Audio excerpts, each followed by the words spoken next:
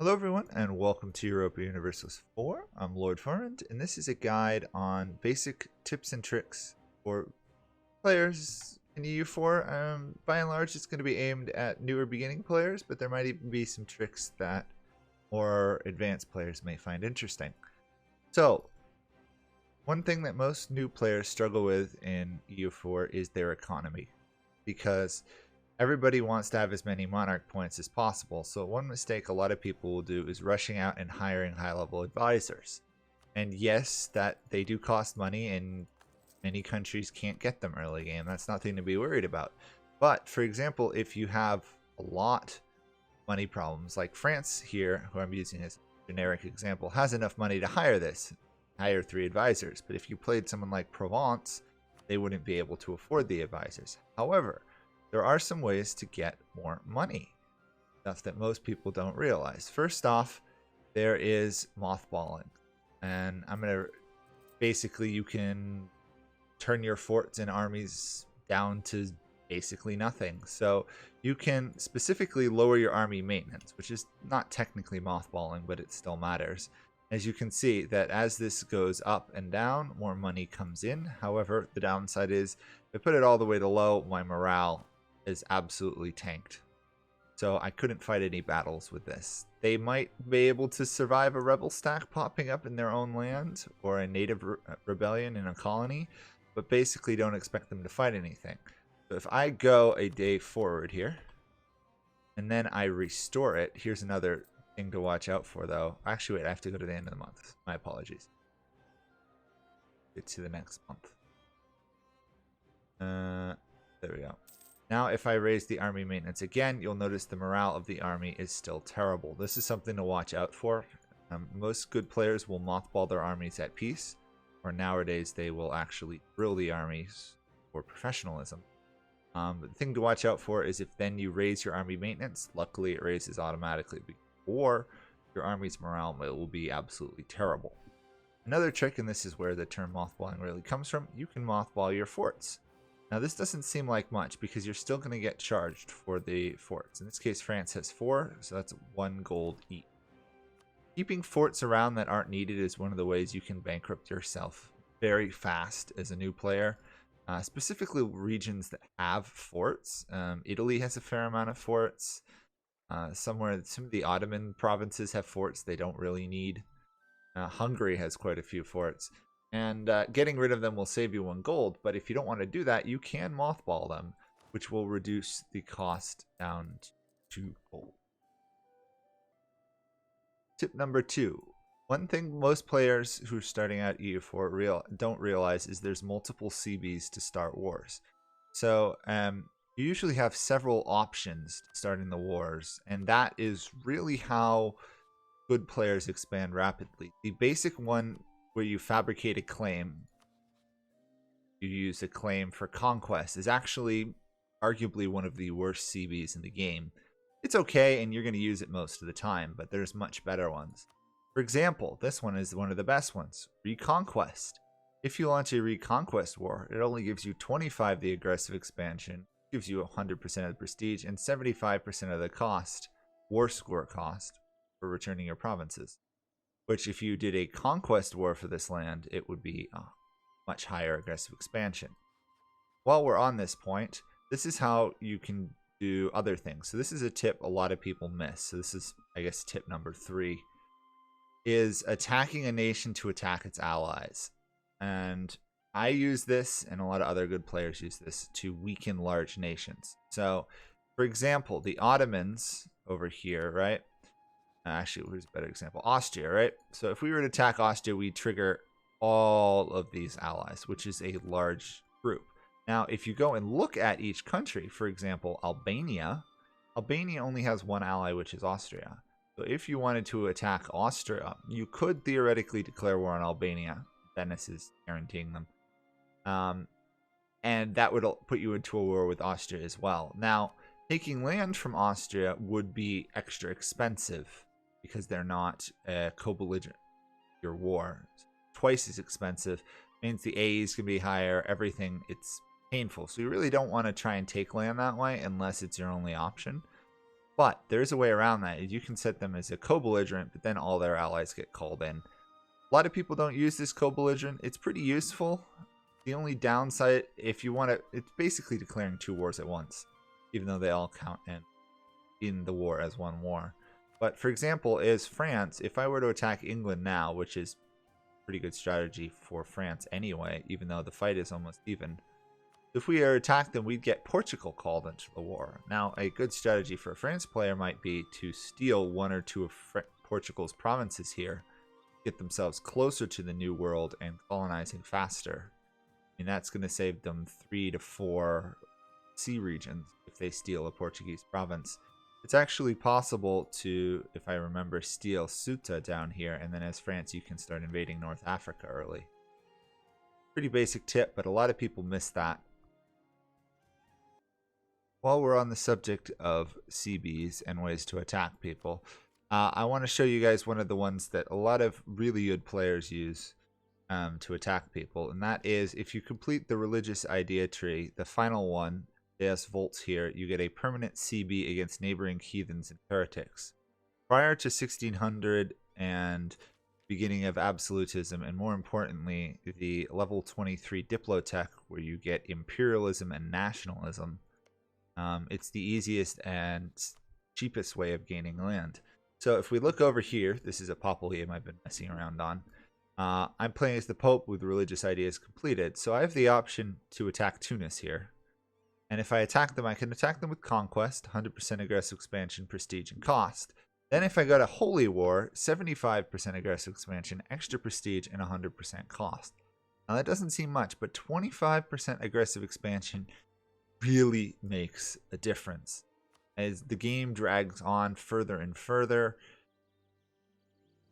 aggressive expansion, especially if you're trying to wipe out countries like I've been doing with Tunis, makes a big difference. You'll notice I've been invading Tunis and other parts of Europe, and by and large, the only people who really care is Tunis. Even the Mamelukes and the Ottomans, who are Muslim and related in the same area as Tunis, don't really care, mainly due to the religious CB.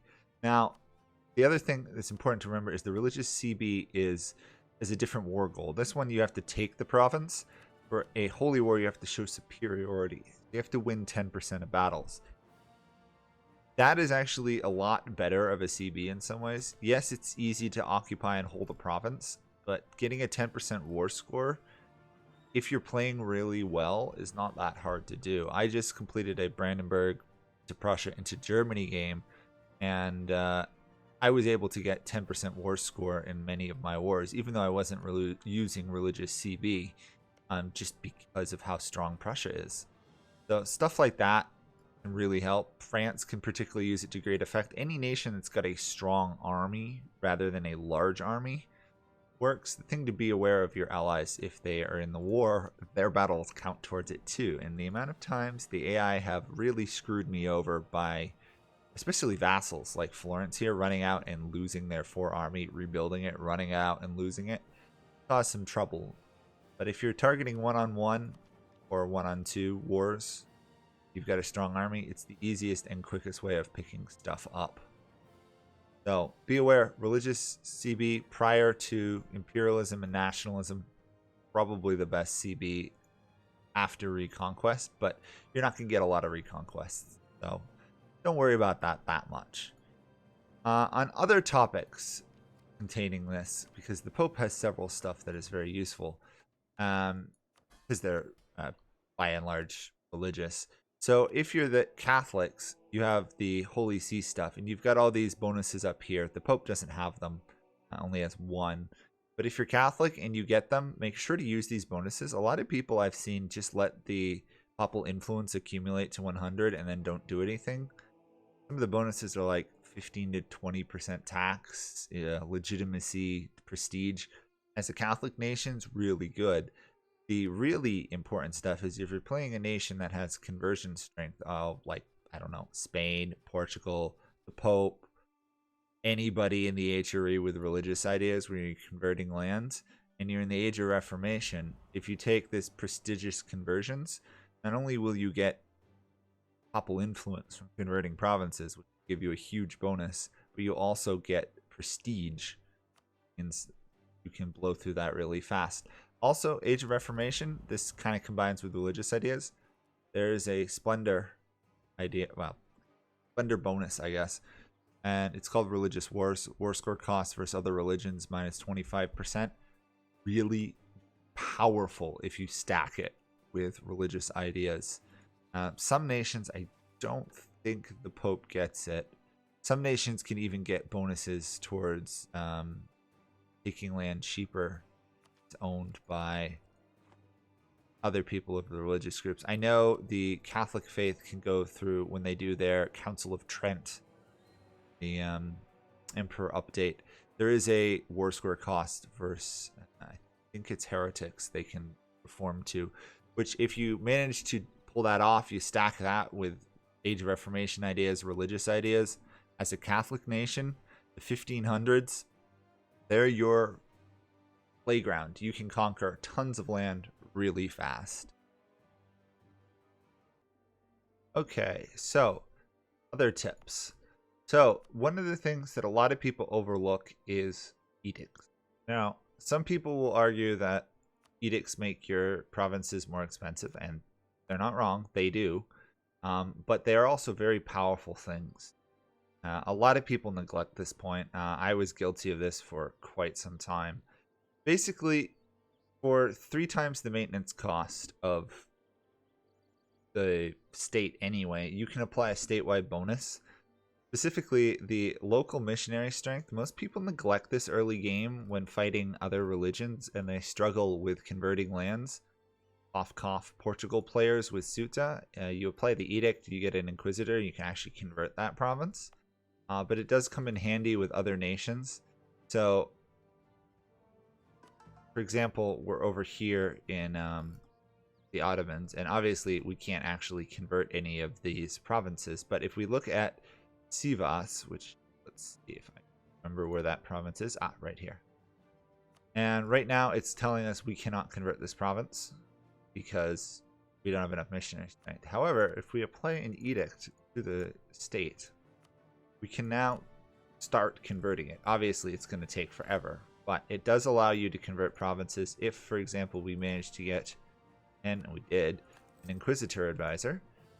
Now, all of a sudden, this is a 2.7 conversion, and it's actually still reasonably cheap, and the months are 37 months, so you could actually convert this province. So please use that early game. A lot of people neglect it. It's really painful to watch once you know how strong it can be. Other things the edicts can do: institution spread plus 33%. This is really good. This is one that I wish everybody knew how to use and used all the time. 1/3 faster institution spread. For a lot of people, institutions are a big burden, especially if you're outside of Europe. You might dev a province outside of Europe to get the institution, and then you've got to wait until it spreads the rest of your lands. This makes it go 1/3 faster. Please use it. Also, if you just conquered land, this autonomy, if you can afford to, will help you reign in the provinces faster. It's not a super bonus, like you'll look at it and go, oh, okay, autonomy change. Yes, but you can apply it for like 20, 30 years, and it becomes really handy. Defensive edicts here, use them if you're defending. Like, people neglect this, but if you look at some of these forts, right? So we've got Edernay here, which is on a grassland, so it's got no bonuses. But now if you look at someone like Gallipoli here, it's got 15% fort defense on a hills. Sounds good, but if we throw on a defensive edict, all of a sudden this bonus starts to get to 48. It's even worse if you're on a mountain like Trebizond here, which starts with 25 fort defense. Now all of a sudden you're in 50s. Certain bonuses, like, I don't know, the Swiss bonuses or like Savoy's bonuses, if you stack it with defensive ideas, or if you're like Ethiopia, I had 120 fort defense and 15 something, and it basically means that you just take forever. Make sure to use it on any border forts. Like, as the Ottomans, you tend to get invaded a lot, and your land up here gets occupied. If you throw that on your forts up here, you've got a lot longer to fight enemies before you actually have to go back and reconquer your lands. Use edicts. The other ones are great too. Encourage development. If you're deving an institution, which if you're outside of Europe, it's almost always worth debbing an institution. 10% cheaper development cost doesn't sound massive, but it does add up. Remember that a farmland only gets you 5% cheaper development cost. You put those two together, it starts to look a lot cheaper. A lot cheaper. 57 here, 47 here. We apply the encouraged development here. Now all of a sudden it's 42. If you have the Renaissance, it's cheaper. Start to see how this can add up, considering you have to get this province has to get to like 35 for you to spawn an institution. Spawned, which it hasn't in 4. Very, very good edict. I don't use the de jure feudal law or feudal de jure law, but it can be handy holding on to provinces like, I don't know, Ceuta or other religious provinces in your lands that you can't convert. They're a different culture group. They're really rebellious. You use that, you raise the autonomy, they tend to be loyal. I don't use the local manpower, but if you've got a center of your lands that you've heavily put tons of monarch points in, military monarch points to get manpower, it would be really handy in increasing your manpower in a pinch, especially with the reduced manpower these days. Protecting trade, really handy if you stick it on provinces with centers of trade. Some nations like Venice, they should almost always have that running in Venetia itself, because they have 2 centers of, actually they have 3 centers of trade in this province. They get those going. The amount of trade they can develop from there is already ridiculous. It gets even higher if you add that edict on it. Very useful for steering trade. And that's about it. Downside, edicts, once you issue them, they have to wait a while before you can use them again. A bit confusing. On the topics of dealing with states and stuff, let's talk about development, because this is something that really hurts to watch. So in the game, there's tons of terrain. We're on the simple terrain map mode. That's what the map looks like normally. Simple terrain's easier to use. There are quite a few different types of terrain in this game, and you really need to pay attention to which ones you're using when you're developing. It doesn't seem like much, the difference between, Bulgaria here with cheaper 5 development, and then if you move into this state, different province, it's grassland. So, okay, you don't have a -5 bonus. That's not a big thing. Well, it does add up. For example, if we go here to the woods, all of a sudden that's 15. You go to the hills here, that's 25. You go to a mountain here, that's 35. It can even get worse. Highlands are only 20. But for example, if you go to the Mamluk Desert, plus 50. Okay, so it's only 50% more expensive. Why does that hurt? Look down here. There's another modifier called arid, plus 10% local development cost. It can get even worse if you go down to a jungle province down here. So first off, coastline's 15, but then if you look at tropical, that's another 10% development cost. It can get really painful when these things start stacking up. So please pay attention to penalties when you're doing it. A jungle is 35. If you get a jungle that's in a tropical zone, all of a sudden you're looking at a 45 development cost. Choosing which provinces to develop, especially if you're going to spawn an institution, is key. You should almost always try and do it in farmlands, followed by grasslands. Those are your key two. Now, one that most people neglect, and it seems kind of counterintuitive because you don't think it would be great lands, but drylands only have a 5 development cost, making them one of the actual better provinces in the game to develop after farmland and grasslands. You'd think a arid area would be a penalty, and yes, in this case it does have an arid penalty, but there are other provinces that have drylands that don't have that penalty. Let's see. Actually, I don't know where any are at the moment. It's that pink one. Up here. So we've got, for example, this province is not arid, so it's only got a 5% development penalty. So it's actually really good to develop. This comes into play with provinces like Tunis over here. You'd think Tunis would be terrible, and yes, they do. They can get this arid bonus, but their capital up here in Tunisia actually is a good province to develop. It's a drylands, yes, but when you look at its entrepot for the cheaper 5% development cost, it cancels it out, making Tunis actually a province on equivalent development rating as a grassland, which can be really handy. And then when you realize that Tunis's religion, not religion, their religious school gives them 10% cheaper development cost, countries like Tunis actually can develop themselves really high. Don't underestimate the power of playing tall. If you've never done it, go play a Netherlands game and just develop your lands. You've got some of the best development land in the game up here. You've got farmland, farmland, farmland, farmland, farmland, and then you've got some grasslands, and you get bonuses. The Netherlands can get like 400 development in like less than 6 states. It's absolutely crazy. So please, if you're going to develop stuff, get good terrain, make sure you put on an edict, and if possible, do it in a center of trade, because a developed center of trade can get you quite a bit. Starting level is 5%, but it can get higher and higher, the bonuses over time, especially if you stack them. Some generic mission trees, the Ottomans don't have. Actually, they do. The Ottomans do have a generic one in the middle. There's this wonderful one called Expand, whatever your country is called. You have to complete Build the Force Limit, which is not hard.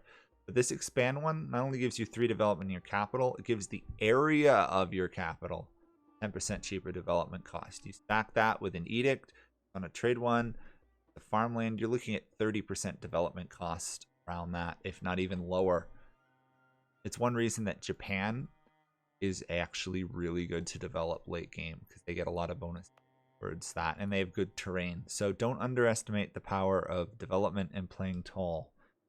The other thing is, if you're outside of Europe, or anything east of the Ottomans, or across the Mediterranean, or east of the Great Horde in Muscovy, you're not in Europe anymore, which means getting institutions is going to be tricky. There's only a couple institutions that spawn outside of Europe.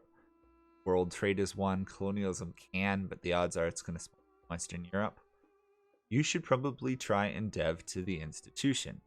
Some people say, well, you're wasting all those monarch points. Yes, you do waste all those monarch points, but be aware that now you will have like a 30 development capital, which makes you a lot of money. And if you're outside of Europe, you might be hurting for income. It could allow you to get another advisor and regain some of those points you lost. If you can find a good terrain province, like, I don't know, somewhere in India where you've got a province to develop, like a farmlands over here in Jaunpur, you can get an institution relatively cheap. Now, I will point out the fact that there are, as you develop provinces, the cost goes up. So if you're going to dev to an institution, you want to find one that is not at like 24, because it's going to now cause you to go to like 40. The best one I read somewhere was around 8 or 9 on a farmland to develop, because anything lower, you don't start getting institution points, but anything higher, you end up wasting monarch points. It's going to cost you like 2 to 3 levels of tech, but then you won't have the institution cost. Be aware though, if you do that, don't fall behind in military tech. You can avoid it. That will get you killed faster than anything else. Okay, we're back here in France at a later bookmark. So this is to talk about colonialism. So most people, when they colonize, they go, okay, I'm going to colonize. What type of, native policy should I take? Now, this is a matter of personal opinion and your ability to micro. A lot of the safest thing to do if you're new to the game and you're not good at microing, controlling, managing your navy and soldiers, go with native coexistence policy. It will prevent any uprisings, which is really useful, especially if you're going to colonize areas with, I don't know, any people living in them. It's not so much of a problem sometimes up in like Canada, but if you go down to Africa, this is 6,000 people with high aggressiveness. It's a 5% chance of revolt for each month, basically, or 10 rather.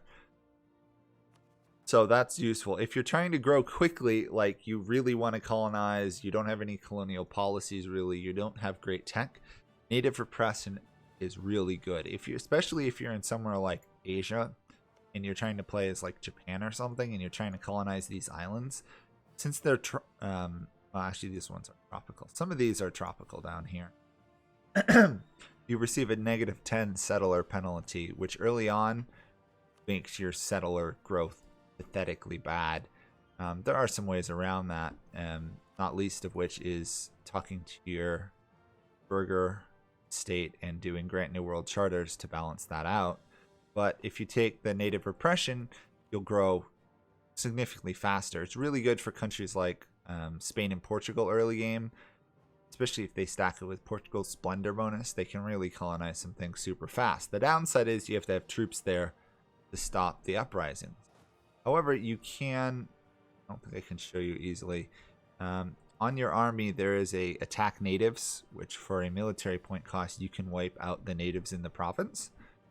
You don't get any like goods produced bonus for keeping the natives around, which you do get if you finish colonizing them. Local goods produced. Don't underestimate the local goods produced. Some of these ones, 88, this is a province in France. Paris is 101. You use good produce on this province, and all of a sudden, plus 45 is pretty good. 0.45 actually. So you wipe out the natives if you use that method. However, if you wipe out the natives with that method and then you colonize the province, it will switch to both your religion and your culture afterwards. Otherwise, you'll have to convert the provinces later. And do remember that if you put a province in a trade company, you can't really convert it. So if you're going to do conversions, do it before you use trade companies rather than later. Speaking of trade companies, they're very valuable, and you should probably go watch a video on how to do trade companies and trade, because that is one of the biggest issues new players have. Not going to go into it. I don't understand it immensely well, and it's the context of an even longer video than what we have here. However, the whole point of this and why I'm as France is there is another native policy that is sorely neglected. It is the native trading policy. It reduces uprising chance by 50% and native assimilation plus 50%, which helps with getting your goods produced bonus. Get that by assimilating the natives by fully colonizing the province. So you get more of that. It does only reduce the chance of uprising by 50%, which means the natives can still revolt, so you should just have troops there, but it's less of an issue. If that makes sense? Should try and avoid letting the natives uprise and take your provinces whenever possible. However, there are a couple ways to make that out of your colonial choices the best choice. One of which is to play France. They have the native trading principles, which by the way has one of the best idea descriptions in the game. Native uprising chance minus 50, native assimilation plus 50. Okay, stack it with that. Who cares about native uprisings, right? You got it's totally unlikely to revolt. It's really, really handy. Do you remember this province we were looking at earlier? It was like a 5% chance of revolting. Should have been 10, but it was reduced by being France. Now you look at the two, no chance of native uprisings. I can colonize it, get the bonus from goods produced. I don't colonize fast, but there's still no revolt, which is really handy. Now, this is France, right? France has that bonus. Other countries can do it too. This is one that a lot of people neglect. If you take expansion ideas and you take exploration, which France has already taken, and you finish off expansion and you finish off, exploration, they have a policy that combines. Where is it? Right near the bottom there. Colonial expansion. Global settler increase plus 20%. Native uprising chance minus 50%. Really strong. Now, take this one step forward and think of France, right? France gets a negative 50 bonus anyway. You do this, you can actually move away from doing native trading if you wanted to native repression. Get that little faster colonizing and still have no uprisings. Of course, you're actually better off with the trading policy because the goods produced bonus is really, really useful, especially if you're going to build a trading empire or a colonial empire. Really handy.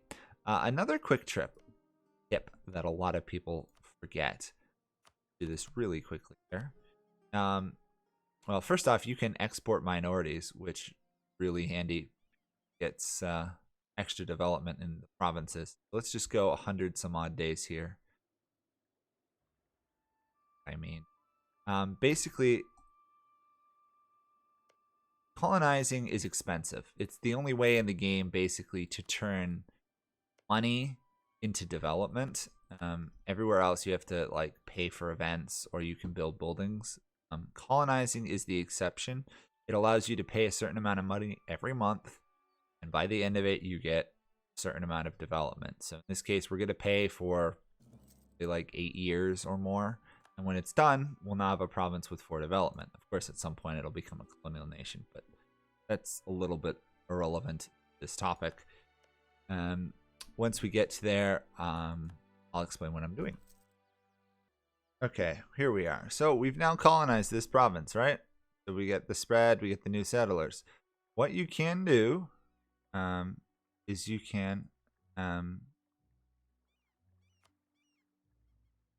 abandon the settlement, and this will actually remove the land. Now, that is the reason that completely got rid of it, is because I was doing a minority. If we, for example, do it with a non-minority.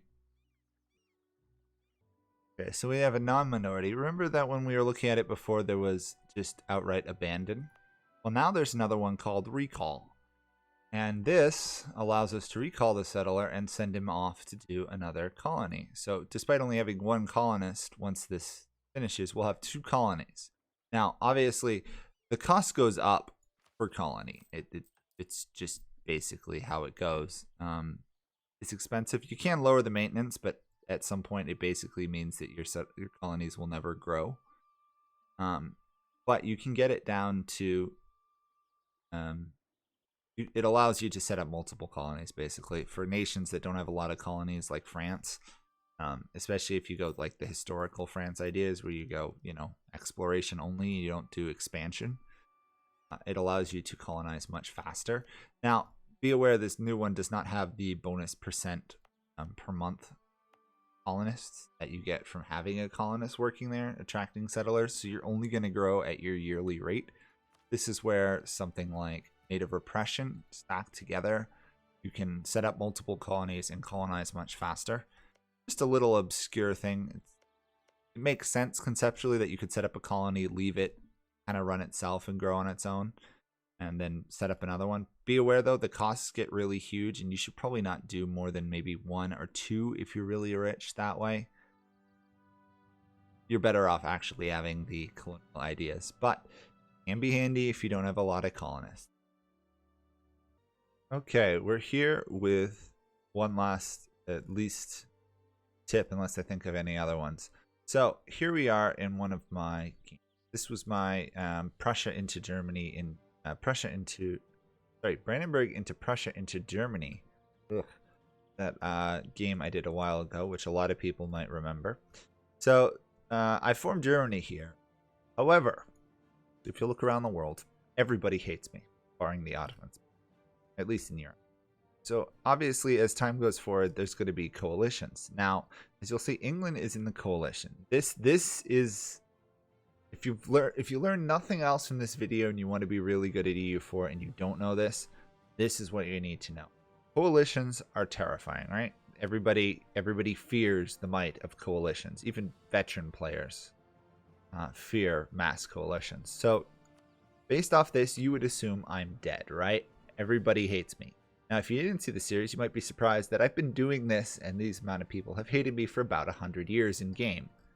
How did I do this? Well, here's a really handy little tip. So as you can see that Great Britain is in the coalition. Right now, they're the only ones. So let's see if we can get a couple other ones. Oh, no, they left. Well, that ruins the plan. That's awkward. Oh, I'll tell you anyway. Hoping this example would work. So anyway, England was in the coalition by themselves. If, for example, there was another coalition, I'll keep it going while I talk just to see if anybody else will form a coalition, but I don't think so. Yeah, no one else is going to be in the coalition. So England was in the coalition by themselves. It's terrifying, right? Coalitions growing, more and more nations are being added. There's actually a way to not die to the coalition. So, and that is, oddly enough, to keep expanding and attacking. And it's key who you attack. You actually want to attack the coalition. Thank you to one of my friends who knows who they are for reminding me of this fact, because I didn't use it for the longest time. It is to attack the coalition. And when you attack a coalition, everyone gets called into it. Now, that's a problem, right? Not if you attack the coalition before it gets too large. By this I mean, you remember how England was in the coalition? If they had added someone in Lorraine here, for example, I could have attacked Lorraine and obviously their allies. And if they were in the coalition, all the other coalition members would join in. Therefore, I could then win that battle. And because now I have a truce, they couldn't be in that war. They then couldn't be in the coalition versus me. Now, that might sound great theoretically, but how does it actually work? Well, this is called truce juggling. So if I had attacked that coalition after like 5-6 people joined it, but before I let every other nation that was going to join the coalition join, that would be one coalition. While I'm at war, the odds of another coalition forming are pretty high. That would be a second coalition. They would not join the first coalition's war, which means while the second coalition's forming, after 3 or 4 people get into it, I can attack that coalition, only be at war with 4 or 5 people in the second coalition war and the first coalition of like 5 or 6 people. So if you attack coalitions before they get too strong, you can actually fight many, many, many more nations than you should, that if they all joined up, there's no way I could survive against this as Germany. Well, I mean, I might actually be able to pull it off as Prussia, but it wouldn't be easy. Let's put it that way. And that allows you to truce juggle. If you look at my truce timers here, you'll notice a lot of them are not at the same time. And there's a lot expire in June in 1690, 89, some expire in 86, some in 90. As soon as the 86 truce expires, like France, I would attack France.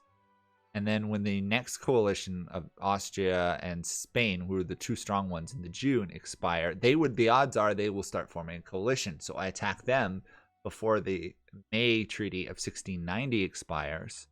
So I'm at war with them. The new people will probably form their own coalition. I attack them. I win the first war versus France, peace him out. He's now got a peace treaty with me, so he can't join me. Can't join a coalition against me until it expires. I win the second war, peace them out. Now I only have to focus on the third. By that point, there might be a 4th coalition. I beat them. By that point, the first group probably has their truce timers has run out, so I can attack them again, and then thus repeat. That's pretty much how I managed to get to this point when I did, because trying to expand the HRE sucks.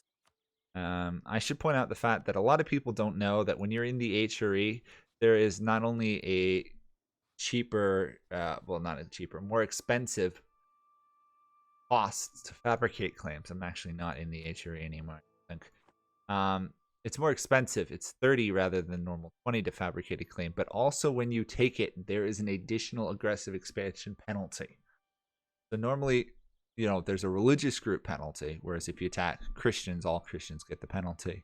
But in the HRE, you attack and take another HRE land, all the nations in the HRE also get offended. Which brings me to another topic, and this is why I showed this game, even though I lost the coalition there. Vassals. Now, one of the most underestimated things in game EU4 for starting out players, and even some advanced ones, is the power of subjects. Now, there's different types of subjects, ranging from tributaries to vassals to marches to personal unions, stuff like that. Personal unions are the best. Each liberty desire of your vassal counts separately. Once you get them, they're basically your country. They'll follow you into all the wars. Usually they're pretty good nations. Austria, that's basically how you can play them. One of my friends is literally doing personal union only game, and he can get massively huge because of it. But in the HRE, so if you can get a personal union, it's good. But within the HRE, the way to expand is more related to vassals. You'll see here, that I have 3 vassals. And part of the issue is, Cologne was a elector, I believe, when I vassalized them, which was me attempting to become emperor. It didn't work out that well. I did become emperor, but there was other issues. But taking a vassal is, I don't know the exact number. I think it's 50% cheaper. Aggressive expansion. Remember how there's a penalty in the HRE for aggressive expansion? Making them a vassal, by and large, nullifies that. In fact, reduces it a little bit. So Some of these provinces, that's not a very good example. For example, Nuremberg down here, 35 development, usually is a free city. If, for example, you were playing one of the countries around it and you conquered it, which hopefully it wasn't a free city, otherwise you fought the emperor, and you go to take it, you might find, wow, 30 development. How is that 98 aggressive expansion against all nations in Europe? Well, by and large, that's because it's a large province. You're in the HRE, and there's the religious penalty. However, of course, if you're in the religious group, you may not receive the aggressive expansion penalty, but that's besides the point. If you vassalize them, that cost drops significantly. So a lot of the times in the HRE, you're much more likely to be able to vassalize a nation than actually take all their land. And that does apply outside of Europe.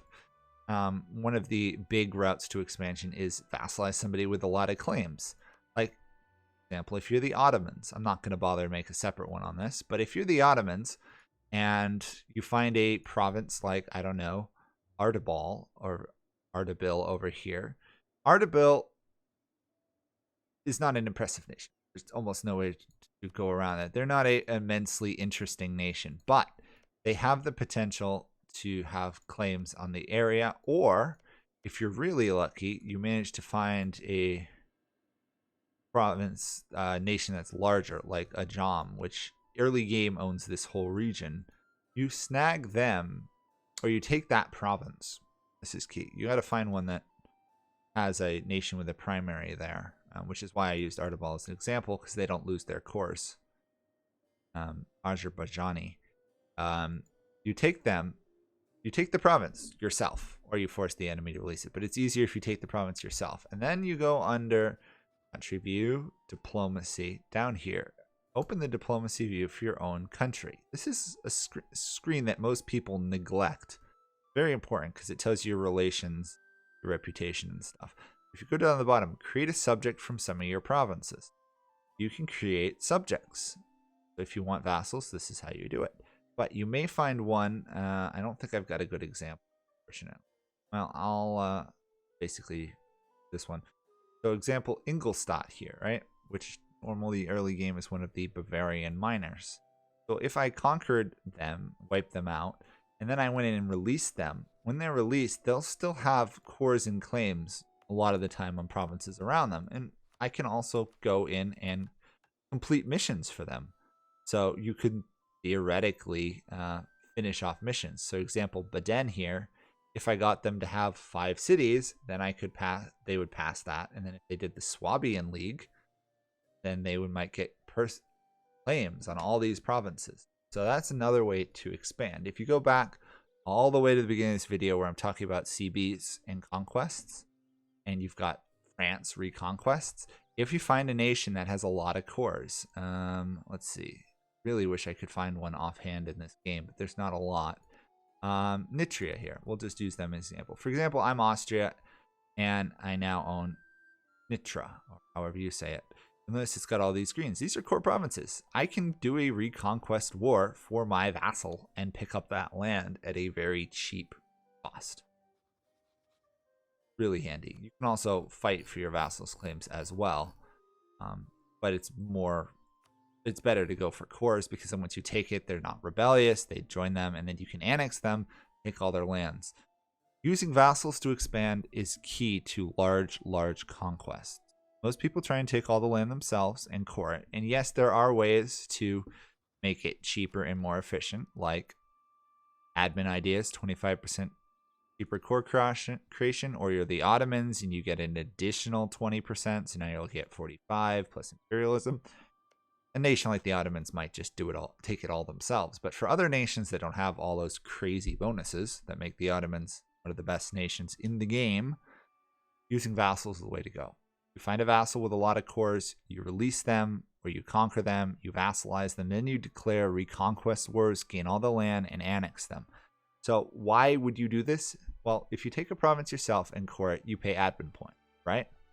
If you have a vassal and you do a reconquest, and then first off, the reconquest shouldn't cost you anything. Then you annex them. Now, annexing takes diplomatic points. Diplomatic monarch points is arguably the least important of the three. Military probably the most important, just so you can fight wars. And then admin, so you can actually war them.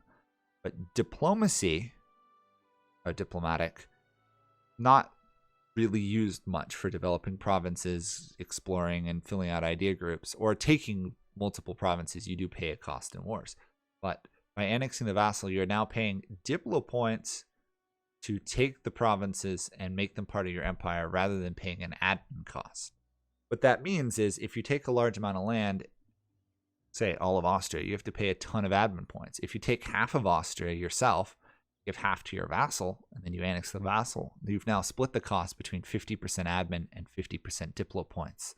Basically, you can start using diplomatic points, take land and add it to your empire, which makes it much easier. That way you can actually use diplo points for something useful, and you can still keep up an admin tech. Okay, I actually thought of another tip for you guys. Imperialism. Or sorry, not imperialism, absolutism. Imperialism is later on. Absolutism. Most people underestimate this. So it's a, you know, a modifier that shows how centralized and powerful your ruler or whatever your government is.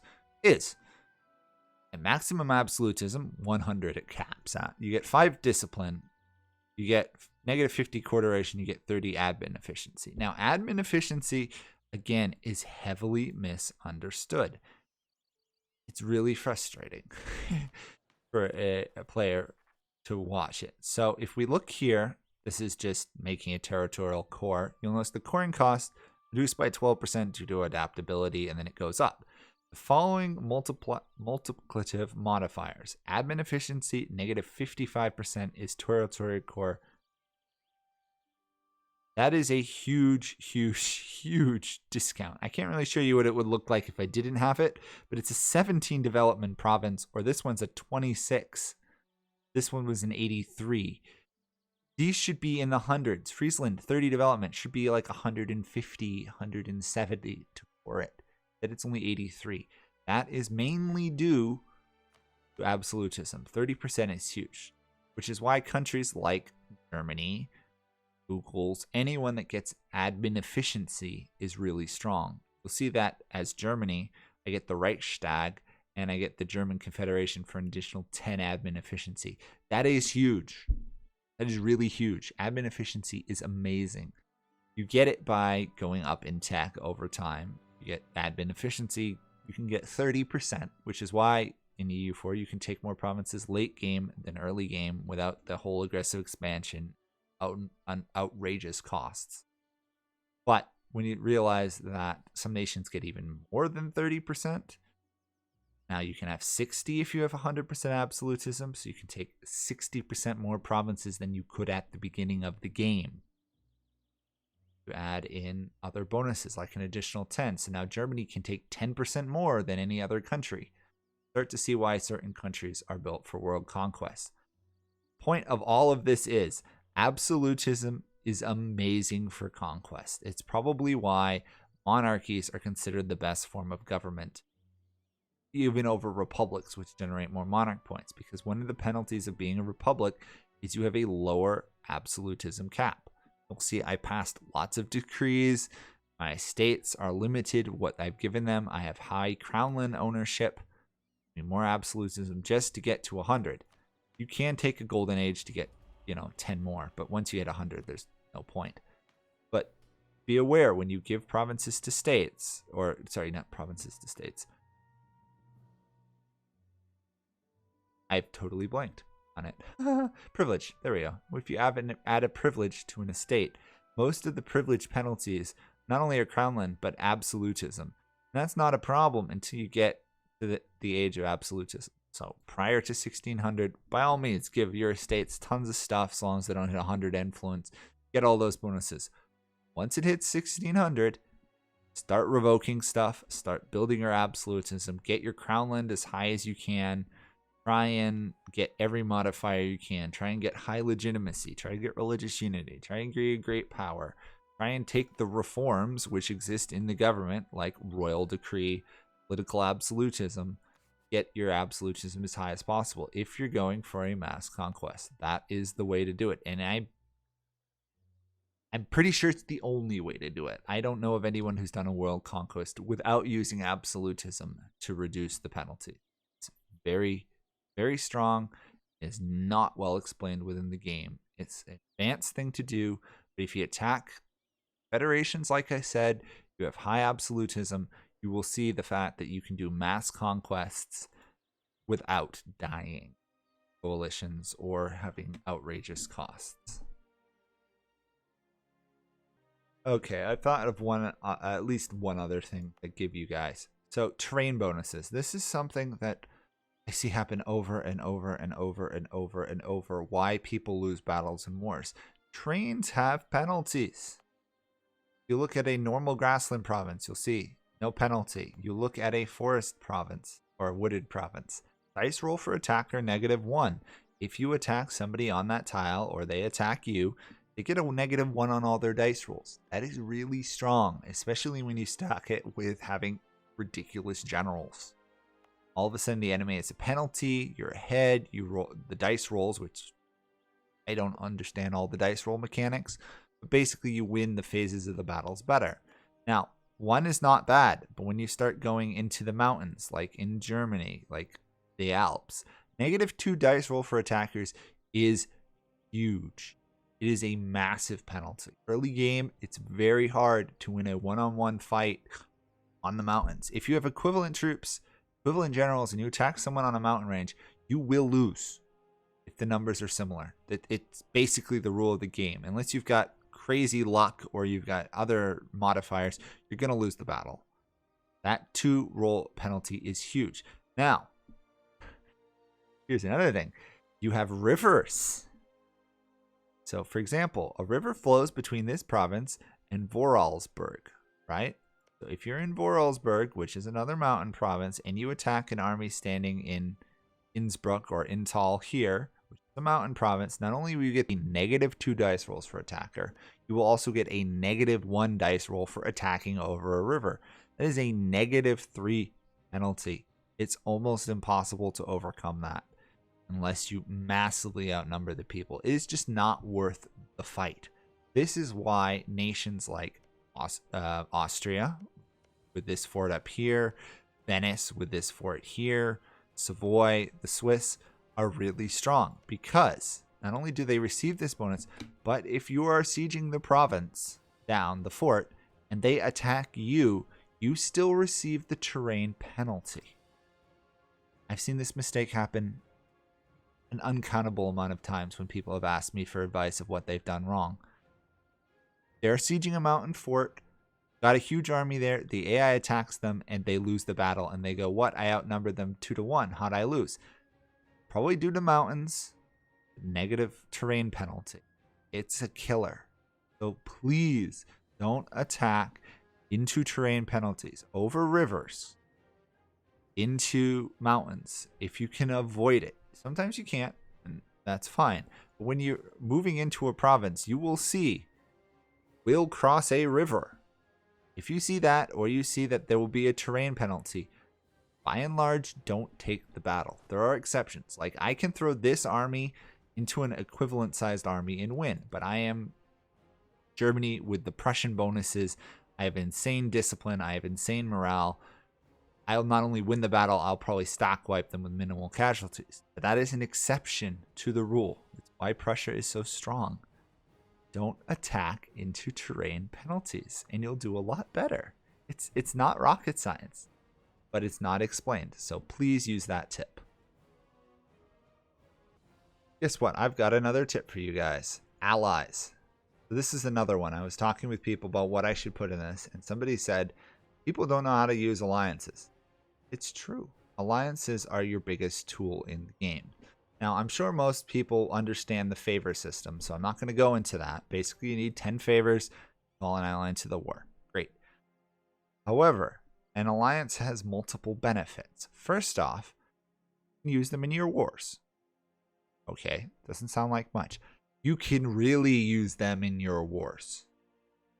That is the key point here. If you are Tunis, which tends to be able to ally the Ottomans, and you get 10 favors, you can start a war that against a nation like Portugal or Spain, which outnumbers you, and you should lose the war. You call in the Ottomans. They arrive with, 100,000 troops. They smash it.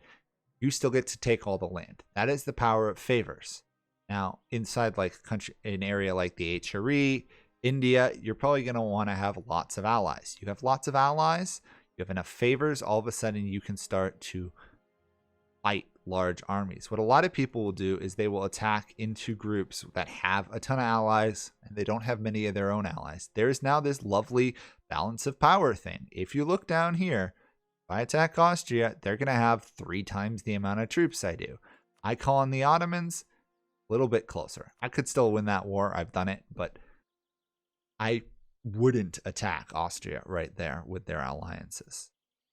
But if I had all my allies and I had France and I had Russia, I might be able to do it. Okay, so other effects of alliances, right? I said there were several. How about aggressive expansion? Remember, this is the Germany game. I've offended all of Europe. Why don't the Ottomans hate me? I'm allied to them. They have a little aggressive expansion, but it is reduced because they're my ally. This is very key. If you've got an ally and you want to expand a lot and you're worried, oh no, I expand a lot, everyone's going to hate me, right? Your ally, unless you expand massively, which can happen, your ally is probably not going to be offended with you. So if you're worried about a nation like the Ottomans and you want to avoid having them join a coalition against you, ally them. Royal marriage them, improve relations. Anything to get that reduction in aggressive expansion is really huge. The last, and I would arguably say one of the most important things, is an alliance counts with your own towards resisting coalitions and attacks. When an ally goes to attack an enemy AI goes to attack you, or an enemy player, but it's the AI that does this calculation.